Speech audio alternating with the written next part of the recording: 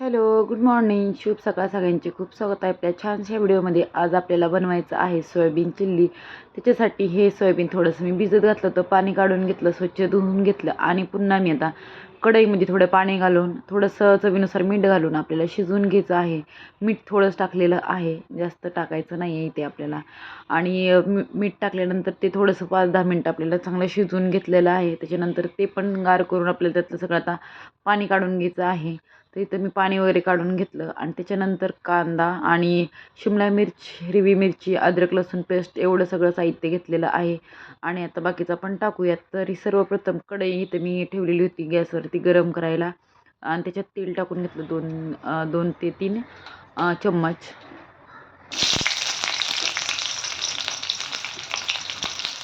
तर सगळ्यात पहिल्यांदा कांदा आपण टाकूयात. त्याच्यानंतर शिमला मिर्च आणि बारीक कट केलेली हिरवी मिरची पण टाकून घ्यायची. त्याचबरोबर अद्रक लसूण पेस्ट टाकून घेऊयात आपण.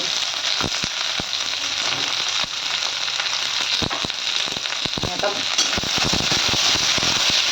दुसरं मिक्स करून घेऊया.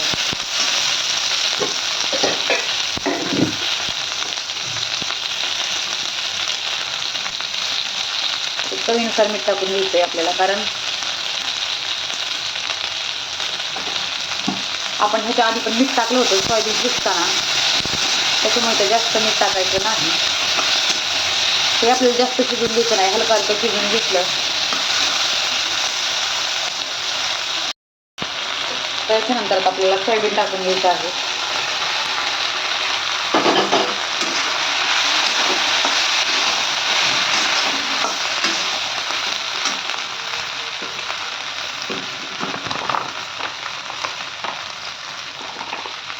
सॉस टाकून घेऊया.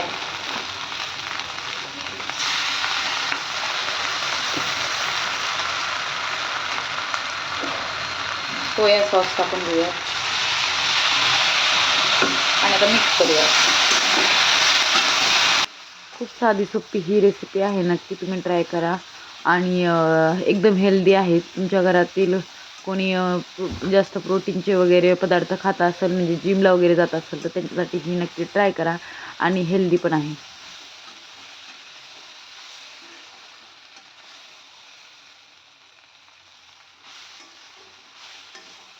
आणि लहान मुलांना पण खूप आवडते, तर नक्की ट्राय करा. सॉसेस वगैरे टाकलेले असते त्याच्यामुळे.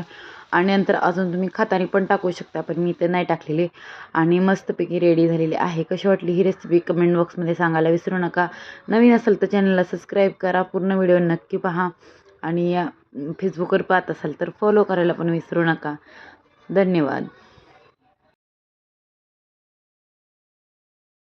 आज श्री सकाळी लवकर उठला होता आणि त्याला खूप झोप लागली होती, तर 11:30 वाजले होते.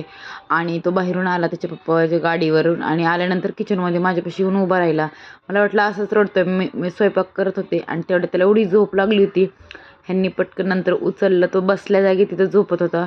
ह्यांनी उचलून बेडवर नेऊन टाकलं. चाललेलं होतं माझं इथं स्वयंपाक वगैरे करायचं, कारण शेजूला स्कूलला जायचं होतं. शेजू स्कूलला गेल्यानंतर मी पूजा वगैरे करून घेतली. आणि आज मार्गशीर्ष महिन्यातील पहिला गुरुवार आहे आणि पूजा मी मंदिरातच मांडलेली आहे. तुम्ही परत म्हणाल पाटावर का मांडली नाही, तर खाली जर मांडली असती तर श्री 2 मिनटात सगळं त्याने सांडवलं असतं किंवा काही केलं असतं. त्याच्यामुळे मी ना पाटावरती न मांडता फक्त मंदिरात आपली छोटीशी केलेली आहे. मागच्या वर्षी मी ट्राय केलं होतं, खाली टेबलवरतीच मांडली होती. पाटावर तर मांडू शकत नाही, पण ह्यावेळेस टेबलवरती सुद्धा त्याचा हात पुरतो. त्याच्यामुळे मी आता ह्यावर्षी मंदिरातच ही केलेली आहे ते.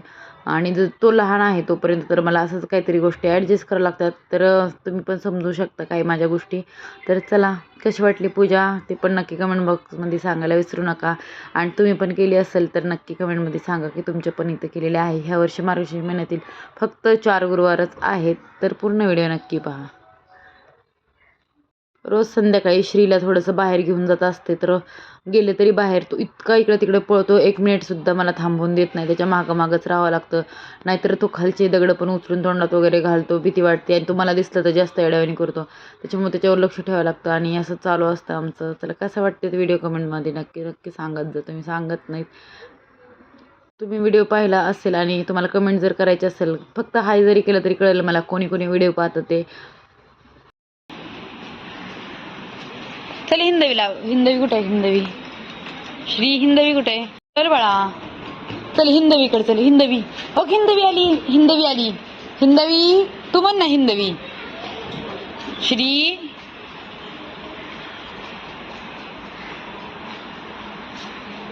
श्री पडशील बाळा.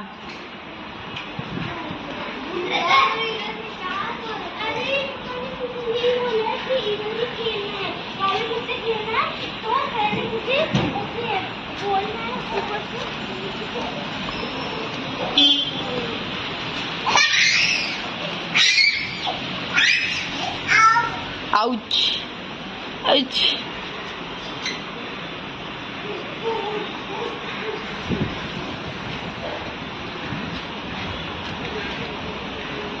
श्रीची माझ्या पकडापकडी झाली.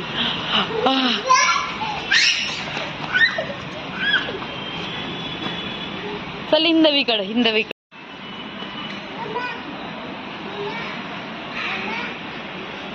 चल ये.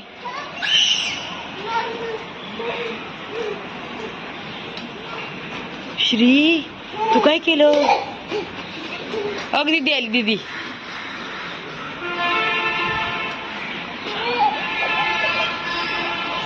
श्रीनी सुसू केली.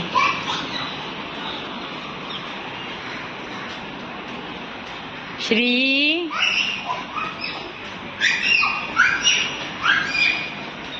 हा असा दम होतो रोज.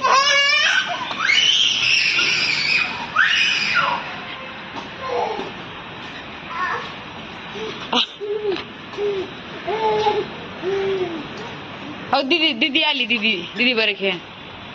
अहो दीदी. दीदी मी चालले. बाय.